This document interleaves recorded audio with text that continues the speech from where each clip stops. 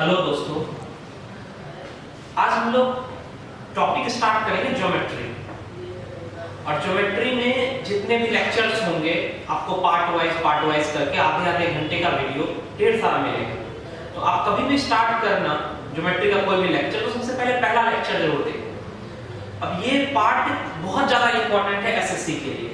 क्यों? क्योंकि प्रीलिम्स और मेंस बहुत अच्छे क्वेश्चंस आते हैं दोनों। मेंस में नंबर ऑफ क्वेश्चन ज्यादा हो जाता है, इसका 10 to 12 क्वेश्चन के आसपास अराउंड चला जाता है, तो ये इसलिए इंपॉर्टेंट है। दूसरा चीज इसके साथ आता है मेंसुरेशन। आप जो मेंसुरेशन है उसको तभी समझ पाओगे जब आप ज्योमेट्री को पूरी तरह से समझ पाओगे। तो ज्योमेट्री को बिल्कुल बेसिक से और बड़े आराम से समझना। मैं कोई भी थ्योरी बताऊंगा तो उसके साथ बहुत सारे क्वेश्चंस करवाऊंगा आपको। आप आराम से वीडियो पॉज करना और पॉज करके हर क्वेश्चन को अच्छे से रीड करना और फिर वहां से स्टार्ट करना, सॉल्व करना।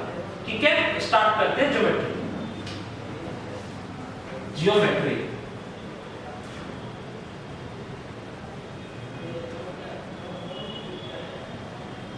देखो दोस्तों, ये जो ज्योमेट्री बना है ये दो वर्डों से मिलकर बना है। इसमें क्या दिखाई दे रहा है आपको? एक वर्ड है जीरो और दूसरा वर्ड क्या रहेगा आपका? मेट्री।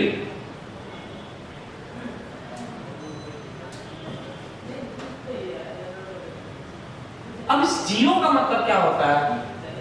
तो जियो का मतलब होता है अर्थ। अगर आपने जीएस पर रखा है तो वहां पर जियो का को किस चीज से डिफाइन करते हैं हम लोग? अर्थ से। अर्थ। और मेट्री का मतलब होता है मेजरमेंट। मेट्री का क्या मतलब होता है? मेजरमेंट।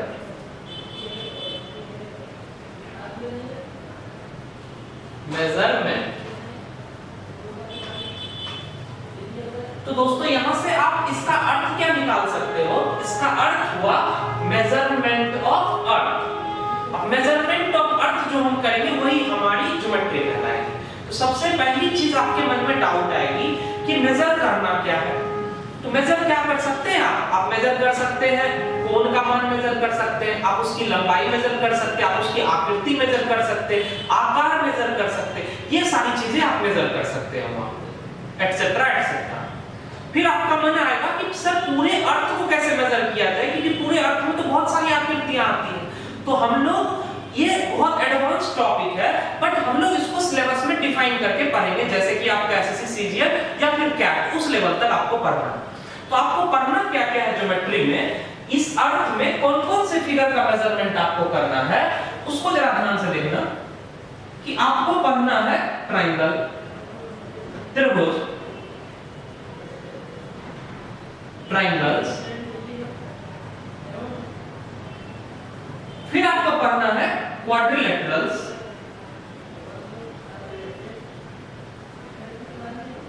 क्वाड्रिलेटरल्स।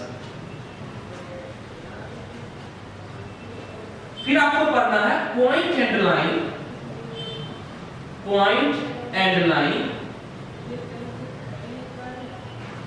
फिर आपको पढ़ना है सर्कल, वृत्त। फिर आपको पढ़ना है पॉलीगन या more specifically regular polygon, regular polygon etcetera.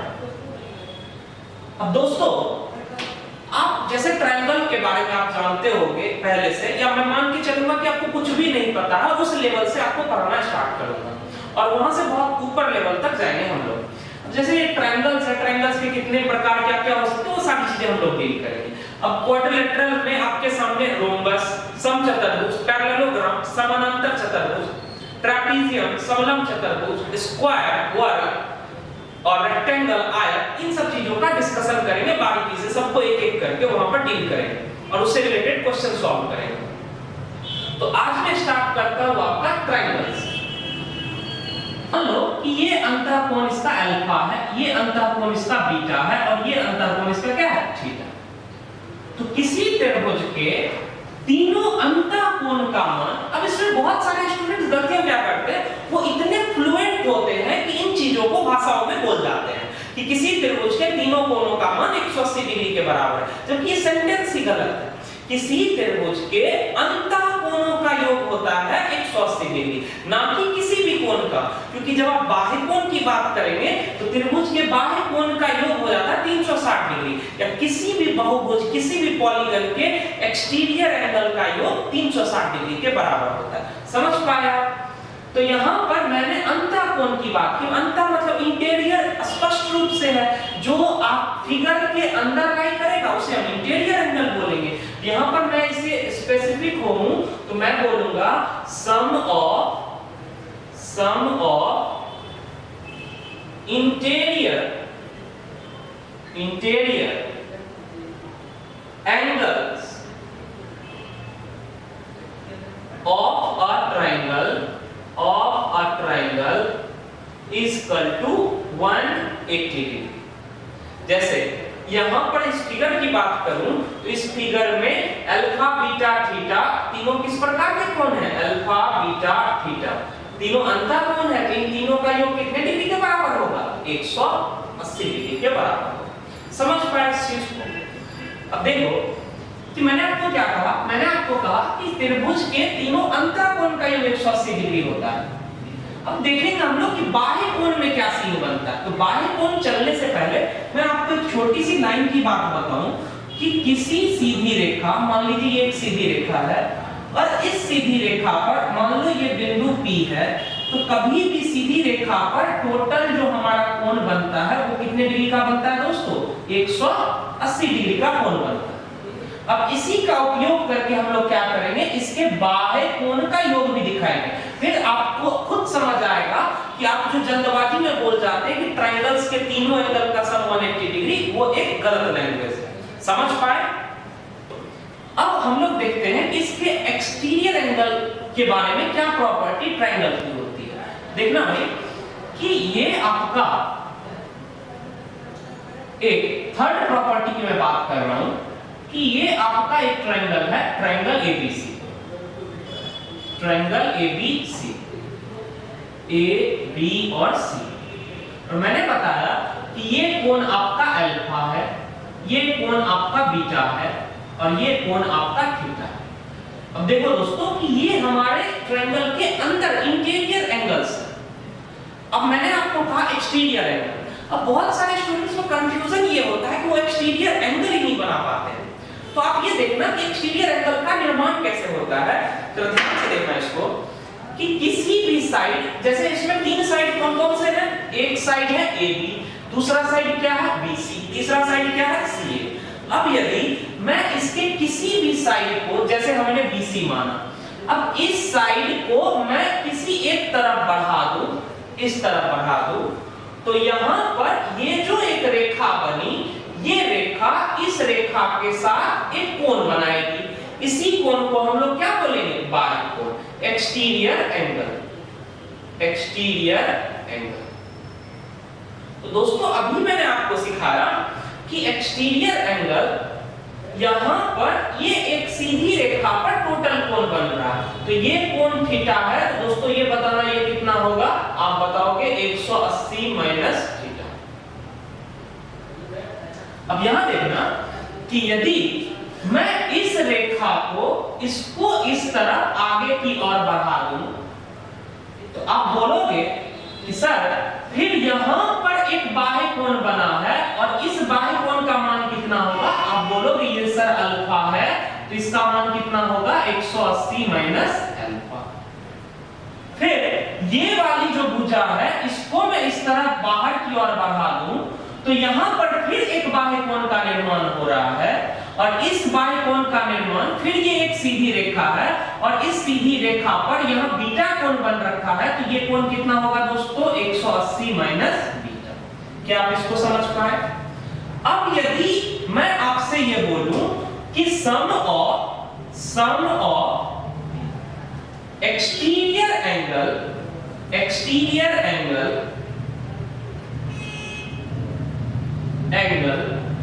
of a triangle, तो आप बोलोगे कि सर यहां पर एक एक्सटीरियर एंगल बना है 180 माइनस थीटा।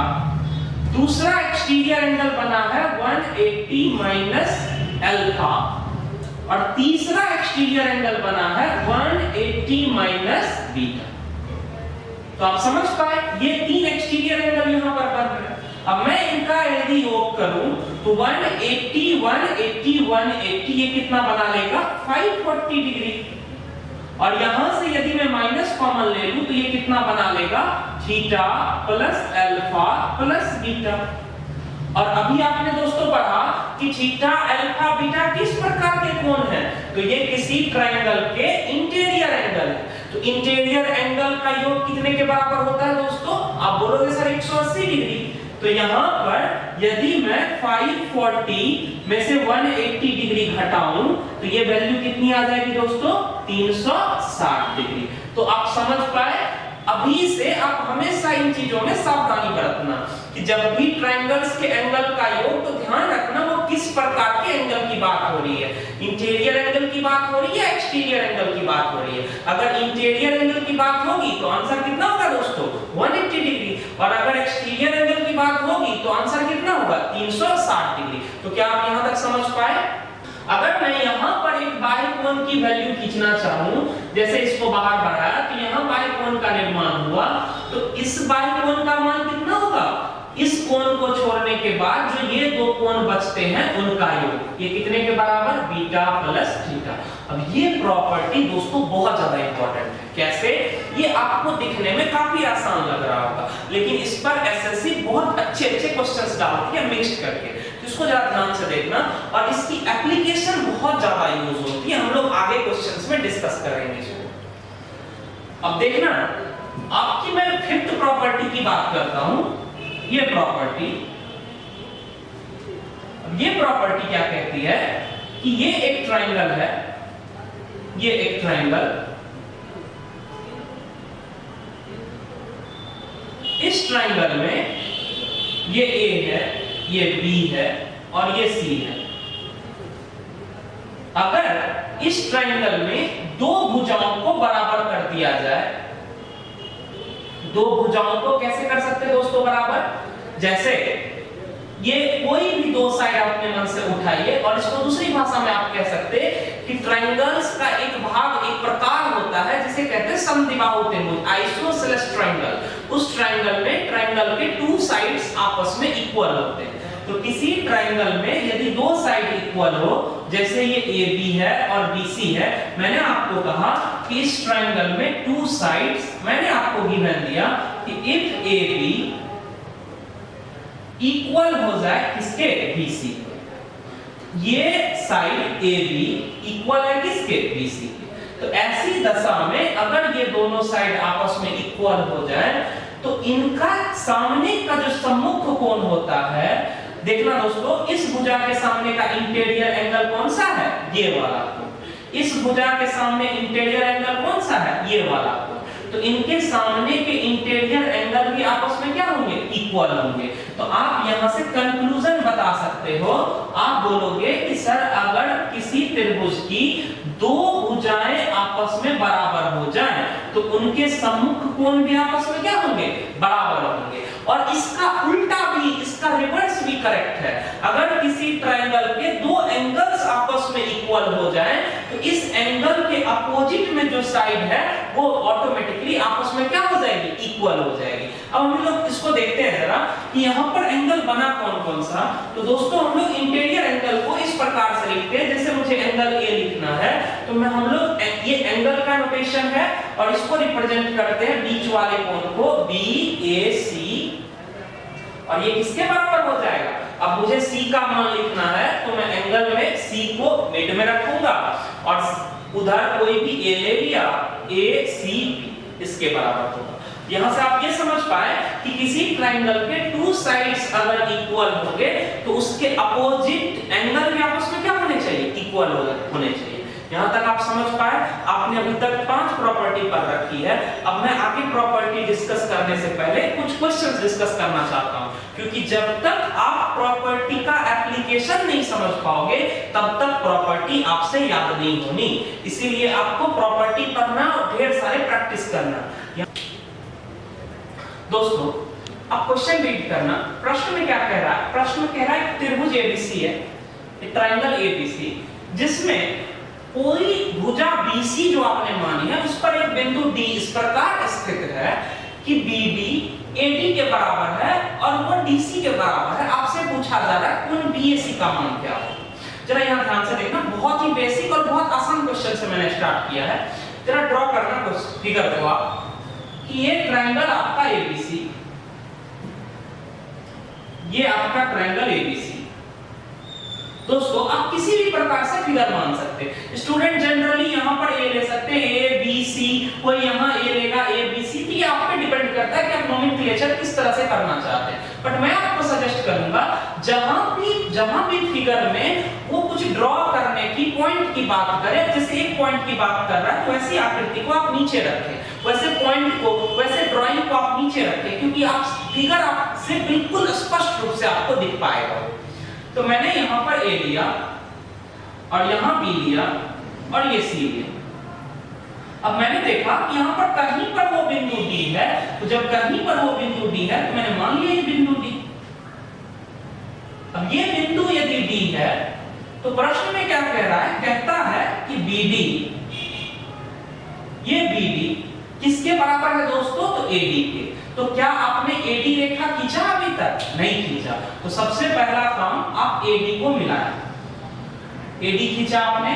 अब प्रश्न में कह रहा है कि बीडी एडी के बराबर है। अब दोस्तों जैसे ही आपने ये रेखा खींचा, ये बड़ा वाला ट्रायंगल 3 ट्रायंगल में विभाजित हो रहा है। एक ट्रायंगल आपका बन रहा है ए बी और डी, दूसरा ट्रायंगल बन रहा है ए डी और सी, और तीसरा तो बड़ा वाला ट्रायंगल हमारा ऑलरेडी था। अब ये जो ट्रायंगल आपका ए बी डी है, इस ट्रायंगल में आपको 2 साइड्स इक्वल मिले, और जैसे ही 2 साइड्स इक्वल मिले, आपने पढ़ा था कि किसी भी ट्रायंगल के 2 साइड्स यदि इक्वल हो तो उसके सामने की भुजा आपस में क्या होनी चाहिए? सामने के कोण आपस में क्या होने चाहिए? बराबर। तो इसके सामने का कोण हमें नहीं पता, हमने मान लिया कि इसके सामने का कोण क्या है? थीटा। ये हमने मान रखा है। तो दोस्तों बताना कि अगर ये कोण थीटा है तो ये कोण कितने के बराबर होगा? तो आप बोलोगे कि सर ये कोण भी थीटा के बराबर होगा। क्यों? क्योंकि आपने पढ़ा कि 2 साइड्स इक्वल होंगे तो उसके अपोजिट एंगल्स भी इक्वल होंगे। अब मैं क्वेश्चन के आगे का पार्ट पढ़ता हूं। अभी तक हमने ये काम किया। अब क्वेश्चन के आगे का पार्ट पढ़ता हूं कि कह रहा है एडी डीसी के इक्वल है। तो एडी भुजा किसके इक्वल है? डीसी के इक्वल है। तो आपको फिर से एक ट्रायंगल एडीसी में 2 साइड्स आपस में इक्वल मिल गए। अब अगर 2 साइड्स इक्वल हैं तो इनके सामने के एंगल क्या होंगे? इक्वल। अब दोस्तों यहां पर स्टूडेंट एक गलती करते हैं। वो गलती क्या है कि वो अगर यहां पर थीटा मानते हैं तो यहां भी वो थीटा मानते हैं। अब ऐसी स्थिति में दोस्तों स्टूडेंट का ये एंगल का इस प्रश्न का आंसर तो सही आ जाएगा, परंतु यदि प्रश्न में पूछा जाए कि एबीसी क्या होगा तो उस क्वेश्चन का आंसर गलत हो जाएगा। रीजन आप समझ पाओगे कैसे? अभी फिलहाल के लिए मैं आपको कहता हूं कि ये अलग ट्रायंगल है और ये अलग ट्रायंगल है। इसमें इस भुजा के सामने का कोण आप कोई और एंगल मानो, जो हमने माना एंगल अल्फा। तो अगर ये अल्फा है तो इस साइड के सामने का कोण कौन सा बन रहा है? ये अल्फा। ये भी आपस में क्या होगा? इक्वल होगा अपनी प्रॉपर्टी से। अब आप ध्यान से देखो कि ट्रायंगल एबीसी में, इन ट्रायंगल एबीसी अपने पढ़ा प्रॉपर्टी, सबसे पहली प्रॉपर्टी कि उसके इंटीरियर एंगल्स का योग कितना होता है? 180 डिग्री। तो बताना दोस्तों यहाँ इंटीरियर एंगल कौन सा है? आप बोलोगे सर एक इंटीरियर एंगल क्या है? थीटा। दूसरा इंटीरियर एंगल कितना है? ये पूरा एक इंटीरियर एंगल ए है। तो इस पूरे का मान कितना होगा? Theta plus alpha. तो यहाँ पर क्या लिखोगे भाई? Theta plus alpha. और तीसरा एंगल कितना है? अल्फा। इन तीनों का योग कितने डिग्री के बराबर हो गया? 180 डिग्री। अब अगर मैं इसको जोड़ूं तो यहां पर आपको दिख रहा होगा थीटा प्लस अल्फा यहां भी आया और थीटा प्लस अल्फा यहां भी आया। तो थीटा प्लस अल्फा दो बार लिखा हुआ है तो इसे मैं लिख सकता हूं theta 2 * theta plus alpha equal to कितना 180 डिग्री। तो ये अगर ये 180 डिग्री है तो थीटा प्लस अल्फा का मान कितना हो जाएगा भाई 90 डिग्री। और यही एंगल आपसे क्या पूछ रहा था, वो भी आपसे क्या पूछ रहा था, एंगल BAC। और एंगल BAC का मान देखना दोस्तों कितना है BAC, ये कौन सा हुआ थीटा प्लस अल्फा। तो यही मान आपसे पूछा जा रहा था जिसका आंसर कितने के बराबर 90 डिग्री के बराबर होगा। समझ पाए। अब यहाँ पर एक और खास बात क्या थी जो मैंने पहले डिस्कस किया था कि स्टूडेंट यहाँ पर दोनों एंगल को बराबर मान लेते हैं। अब सोचना दोस्तों, अगर मैं इसे भी थीटा लूं और इसे भी थीटा लूं तो ये थीटा थीटा यहाँ पर 2 थीटा बन जाएगा। तो ये टोटल वैल्यू हमारी आ जाएगी 4 थीटा बराबर 180 डिग्री। तो 2 थीटा का वैल्यू 90 डिग्री। तो इस प्रश्न का, इस क्वेश्चन का तो आंसर आएगा 90 डिग्री। परंतु यदि यहाँ पर पूछ लिया जाता कि एंगल B का मान क्या होगा तो वही लड़का वो गलती दे देगा कि थीटा का मान कितना 45 डिग्री, जो कि सरासर गलत है। आप देख पा रहे हो कि यहाँ थीटा प्लस अल्फा का मान निकला 90 डिग्री। आप थीटा का मान नहीं बता सकते, you can not determine the value of theta and alpha. क्यों? क्योंकि आपने पढ़ रखा है बचपन में कि अगर दो वेरिएबल हैं और एक इक्वेशन तो वो सॉल्व नहीं हो सकता। दो वेरिएबल को सॉल्व करने के लिए हमें 2 इक्वेशंस की आवश्यकता पड़ती है। तो हम यहाँ से ना तो ये कोण बता सकते और ना ही ये कोण बता सकते। तो जब भी ट्रायंगल्स अलग हो आप वहां पे एंगल्स भी अलग माना करो, सेम एंगल्स कभी मत माना करो, वहां पर क्वेश्चंस गलत हो जाएगा और आपका कॉन्सेप्ट भी गलत हो जाएगा। तो आप समझ पाए इसको ना दूसरे अप्रोच से डील करता हूं। वही क्वेश्चन है आपका कि ट्रायंगल ABC में एक पॉइंट D है जो BC पर सिचुएटेड है। आपके पास गिवन है BD AD DC के बराबर। चलो ध्यान से देखना दोस्तों कि इसको हम लोग सर्कल से कैसे रिलेट कर सकते हैं। तो दोस्तों किसी सर्कल का फॉर्मेशन जो होता है उसके लिए आपको मिनिमम 3 पॉइंट्स रिक्वायर्ड चाहिए। कि किसी 3 पॉइंट से नॉन कोलिनियर अगर 3 पॉइंट है तो आप वहां से एक सर्कल ड्रॉ कर सकते हो। तो यहां पर मैंने 3 पॉइंट्स माना, ये पॉइंट्स B, ये पॉइंट्स A और ये पॉइंट C, और 3 ये नॉन कोलिनियर पॉइंट है तो यहां से एक सर्कल हो सकता है। अब इस सर्कल के लिए कंडीशन क्या होनी चाहिए दोस्तों कि इस सर्कल में यहां आपको ये तो पता चल गया कि ये एक सर्कल होगा। अब इस सर्कल में सर्कल का निर्माण होता है कि वो 3 पॉइंट से गुजरेगा तो जरूर, लेकिन इस तीनों पॉइंट की दूरी एक अन्य पॉइंट से, एक अनदर पॉइंट से तीनों की डिस्टेंस इक्वल होनी चाहिए और उस डिस्टेंस को आप बोलते हैं रेडियस ऑफ सर्कल। और जिस पॉइंट से इस तीनों पॉइंट की दूरी बराबर होती है उस पॉइंट को आप बोलते हैं सेंटर ऑफ सर्कल। तो यहां पर यदि मैं एक पॉइंट D ले लूं तो प्रश्न में कह रहा था कि DB बराबर है किसके, DA के, और ये बराबर है किसके, DC के।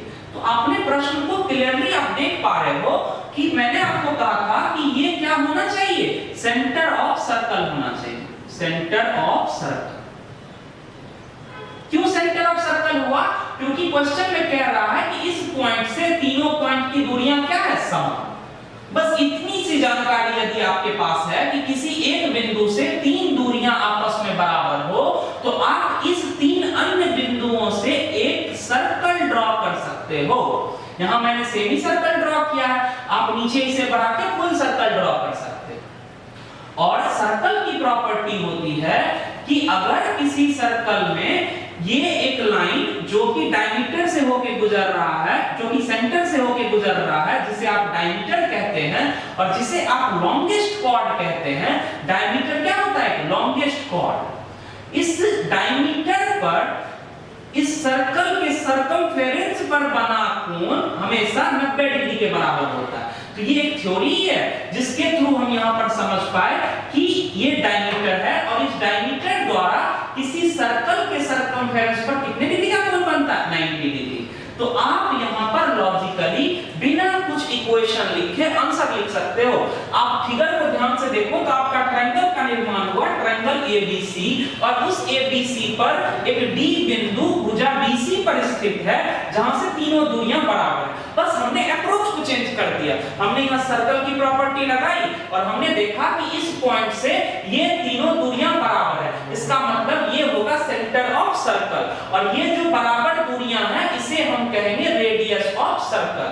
और डायमीटर इस द्वारा किसी सर्कल के सरकमफेरेंस पर 90 डिग्री का कोण बनता है, और वही आपसे पूछ रहा था एंगल BAC। और इस प्रकार यहां से आप डायरेक्ट बता पाए कि एंगल BAC का मान कितना होगा दोस्तों, 90 डिग्री। क्या आप इसको समझ पाए? तो यहां से आप बिना कुछ लिखे क्वेश्चन पढ़ते ही आंसर दे सकते हैं। दोस्तों अब हम एक सेकंड क्वेश्चन ले रहे हैं इसी प्रॉपर्टी का यूज करके।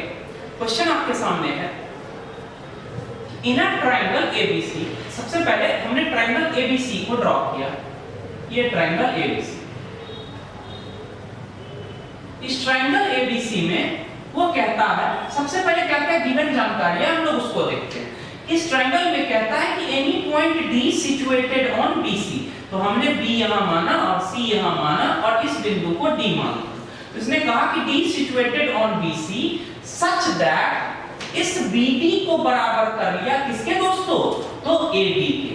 तो आपने अभी तक AD रेखा नहीं खींची है, तो सबसे पहले आप AD लाइन ड्रॉ करो। आपने AD लाइन ड्रॉ किया और जैसे ये लाइन ड्रॉ किया तो उसने प्रश्न में दे रखा कि ये साइड किसके बराबर है, इस साइड के बराबर। अब ये दोनों साइड बराबर है, आपको जैसे ही ट्रायंगल में दो साइड इक्वल दिखा, आप उस प्रॉपर्टी को रिकॉल करें कि इसके सामने का एंगल अगर हमने थीटा माना, ये अगर हमने थीटा माना, तो इसके सामने का ये एंगल कितना होगा दोस्तों, थीटा के बराबर। अब इस क्वेश्चन में उसने एक और पार्ट कहा, उसने कहा कि ये AD किसके बराबर है, वो कह रहा है इस AC के बराबर। अब यहां पर स्टूडेंट क्या करते हैं, लास्ट क्वेश्चन इस क्वेश्चन में डिफरेंस देखना। हम एक तरीका क्या कर सकते हैं कि इस ट्रायंगल में फिर से वेरिएबल मानेंगे और उस वेरिएबल को मानकर इस थीटा से रिलेट करेंगे। बट आप उतने उलझनों में ना फंसो। आप यहां पर ध्यान से देखना कि मैंने आपको कहा था कि एक्सटीरियर एंगल का निर्माण कैसे होता है, तो ये ट्रायंगल ABD है। इस ट्रायंगल ABD में जो साइड BD है, क्या उसको आगे बढ़ाया गया है, तो आप बोलोगे यस सर बढ़ाया गया। तो किसी ट्रायंगल में उसकी साइड को यदि आगे बढ़ा दिया जाए तो वहां एक्सटीरियर एंगल का निर्माण होगा। तो यहां एक एक्सटीरियर एंगल का निर्माण हो रहा है दोस्तों। तो इस एक्सटीरियर एंगल का मान कितना होगा, आप बोलोगे कि सर इस कोण को छोड़कर अदर जो टू इंटीरियर है उसके योग के बराबर। तो थीटा प्लस थीटा, इसकी वैल्यू कितनी बन जाएगी, 2 थीटा के बराबर। अब आपको फिर दिख रहा है इस ट्रायंगल में, इस ये ट्रायंगल ABC में AC साइड के सामने का एंगल 2 थीटा है, तो इस साइड के सामने का ये वाला एंगल कितना होगा दोस्तों, ये भी 2 थीटा के बराबर होगा। अब हम यहां से जो साइड की प्रॉपर्टी थी उसका उपयोग करके हमने एक वेरिएबल में क्वेश्चन को ब्रेक कर दिया। अब क्वेश्चन में और क्या गिवन इंफॉर्मेशन है आपके पास, वो गिवन इंफॉर्मेशन है कि एक्सटीरियर एंगल A 91 डिग्री। अब स्टूडेंट यहां पर ये परेशान होते हैं कि कौन सा एक्सटीरियर एंगल खींचूं, इस साइड को बढ़ाऊंगा तो ये भी एक्सटीरियर एंगल होगा और इस साइड को बढ़ाऊंगा तो ये भी एक्सटीरियर एंगल होगा। तो दोस्तों आप किसी को भी बढ़ाओगे दोनों ही एंगल आपस में क्या होंगे, इक्वल होंगे। इसे हम अपोजिट वर्टेक्स एंगल कहते हैं। और अब एक वर्टेक्स पर दोनों तरफ बना कोण आपस में इक्वल होता है। तो इसने इसी कोण का मान कितना दे रखा है दोस्तों, इसका मान दे रखा है कितना, 91 डिग्री। तो ये वैल्यू 91 डिग्री है। तो आप जरा ध्यान से देखना इसको कि ये 91 यहां पर बना एक्सटीरियर एंगल है, तो क्या ये 91 डिग्री आपने जो एक्सटीरियर एंगल थ्योरम पढ़ा जिसके अनुसार एक्सटीरियर में बना कोण इस एंगल को छोड़कर जो अन्य दो एंगल हैं उनके योग के बराबर होगा क्या, तो आप बोलोगे 91 डिग्री किसके बराबर होगा, तो थीटा प्लस 2 थीटा के बराबर। यहां से आप बताओगे कि sir since theta plus 2 theta, एक एंगल ये थीटा, एक एंगल ये 2 थीटा, इन दोनों का योग इस एक्सटीरियर एंगल के बराबर, दैट इज कितना का 91 डिग्री। तो यहां से थीटा की वैल्यू कितनी आ गई, आप बोलोगे 91/3 डिग्री। आपसे उसने क्या पूछा है, आपसे उसने पूछा है एंगल ADC का मान क्या होगा। तो दोस्तों एंगल ADC का मान क्या होगा, ADC आप पिक्चर में देख पा रहे हो, ADC कितने के बराबर है, 2 थीटा के बराबर। तो आंसर क्या दोगे आप बोलोगे 2 × 91/3, और ये वैल्यू कितनी बन गई आपकी 182/3 डिग्री। यही आपका रिक्वायर्ड आंसर है। क्या आप इसको समझ पाए? एक बार क्वेश्चन को आराम से फिर से पॉज करके वीडियो को पूरे क्वेश्चन को पढ़िए और फिगर से रिलेट करने की कोशिश कीजिए, फिर वहां से आप अपने आप एक बार फिर से बनाने की कोशिश करना, क्योंकि जैसे जैसे क्वेश्चन का मैं आगे बढ़ता जाऊंगा, हर क्वेश्चन का लेवल अपने आप में इंक्रीज होता चला जाएगा। तो आप पॉज करें और उसको ध्यान से पढ़ें। दोस्तों अब हम आगे बढ़ते हैं अपने नेक्स्ट क्वेश्चन पे। एक बार आप वीडियो पॉज करें और इस क्वेश्चन को ध्यान से पढ़ें। क्वेश्चन में कह रहा है कि एक ट्रायंगल ABC है, और उस ट्रायंगल ABC में सबसे पहले हमने ट्रायंगल ABC खींचा। इस ट्रायंगल ABC में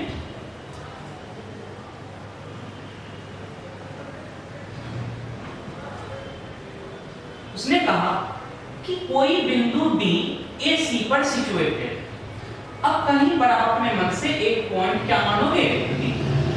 फिर क्वेश्चन में कहता है कि AD बराबर है किसके, DB के। तो AD तो आपने खींच लिया, लेकिन क्या आपने DB खींचा है, आपने नहीं खींचा। तो सबसे पहले आप DB खींचोगे और इन दोनों को आपस में आपने बराबर किया। फिर प्रश्न में कहा कि AD DB के बराबर है और ये बराबर है किसके, BC के बराबर।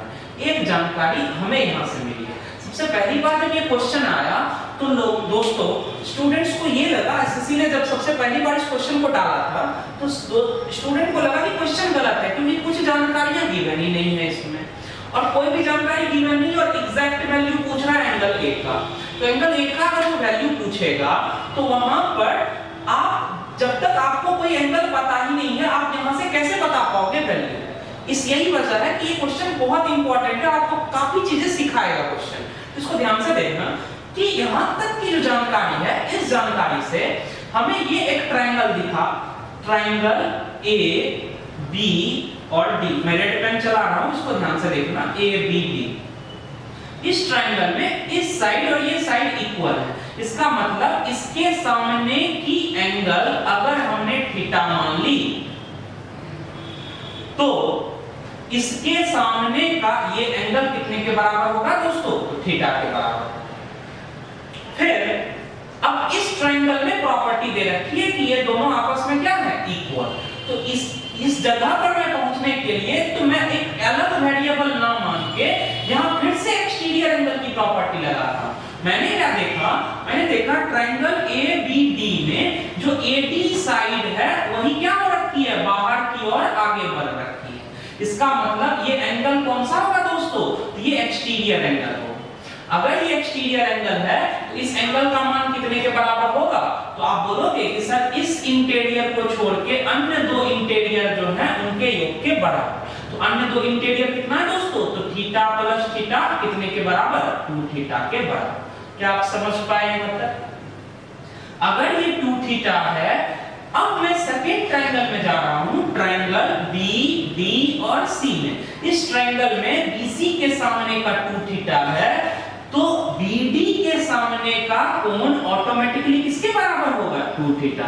क्यों ऐसा हुआ, क्योंकि ये साइड और ये साइड आपस में क्या है, इक्वल है। तो अगर साइड किसी ट्रायंगल के 2 साइड्स इक्वल होंगे तो उसके अपोजिट एंगल भी आपस में क्या होने चाहिए, इक्वल होने चाहिए। तो यहां तक जो हमने पढ़ा दोस्तों, तो अब हम देख पा रहे हैं कि इसके अलावे इस क्वेश्चन में कुछ करने को है, परंतु हमें अभी तक ऐसी कोई जानकारी नहीं मिली जिस जानकारी से मैं यहां से थीटा का मान कैलकुलेट कर पाऊं। तो उसने एक अलग सी इंफॉर्मेशन क्या दी, उसने क्या कहा, उसने कहा कि जो CA है ध्यान से देखना, मैं अलग सा एक लाइन खींच रहा हूं सीए का। उसने कहा कि ये सीए जो रेखा है, ये लाइन, ये बराबर दे रखा है किसके, बीए। ये दोनों आपस में क्या है, इक्वल। तो फिर दोस्तों देखना कि ये वाली पूरी साइड के सामने का ये कोण और ये वाली पूरी साइड के सामने का ये कोण, ये दोनों आपस में क्या होना चाहिए, इक्वल। इस साइड के सामने का एंगल कितना है, 2 थीटा। तो इस साइड के सामने का ये पूरा एंगल कितने के बराबर होगा दोस्तों, ये पूरा एंगल कितने के बराबर होगा, 2 थीटा के बराबर। अब आपको किसी ट्रायंगल को उठाइए और वहां से थीटा को पुट कर दीजिए। जैसे मैंने ट्रायंगल उठाया, ट्रायंगल ए बी और सी। अब इस ट्रायंगल एबीसी में हमने देखा कि इंटीरियर एंगल क्या क्या बन गया है। तो एक एंगल बना है एंगल ए जो क्या है, थीटा। एक इंटीरियर एंगल कौन सा बना है, एंगल बी जो किसके बराबर है दोस्तों, 2 थीटा के बराबर। एक तीसरा एंगल कौन सा है, 2 थीटा। और इन तीनों का योग किसके बराबर, 180 डिग्री के बराबर। तो यहां से 5 थीटा की वैल्यू कितने के बराबर, 180 डिग्री। इसका मतलब थीटा का मान कितना आ गया दोस्तों, 36 डिग्री। अब वो आपसे कुछ भी पूछेगा। फिलहाल इस क्वेश्चन में आपसे क्या पूछा है, BAC, यानी एंगल BAC आपसे पूछ रहा, और BAC का मान कितना है, थीटा। इसकी वैल्यू कितनी हो जाएगी, 36 डिग्री। समझ पाए? तो क्वेश्चन काफी आसान था और आपको एक साथ एक क्वेश्चन में उसने ट्रायंगल का इक्वल साइड वाला प्रॉपर्टी भी यूज किया और एक्सटीरियर एंगल वाली प्रॉपर्टी भी यूज की, और दोनों को यूज करके एक बेहतरीन क्वेश्चन का निर्माण किया यहाँ पर, जहां से आपको बहुत कुछ सीखने को मिला। तो आप समझ पाए यहाँ तक?